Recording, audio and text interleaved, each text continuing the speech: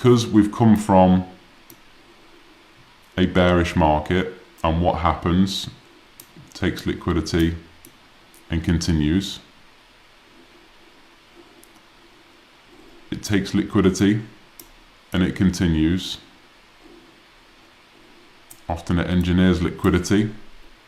Same thing, continues, creates a new low each time. As you can see, bearish market, right? This is how structure is formed, how liquidity is taken, how the fluidity of market creates trends. So what were we expecting when we saw price, at least at this point, travel slightly higher?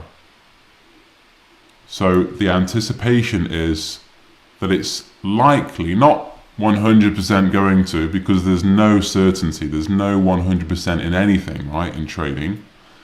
But the anticipation is that at least that high, but even that high, which I was focusing on, would get ran to do. 18 months ago, I couldn't pass a single prop firm challenge. Now, I'm a funded trader. Here's how.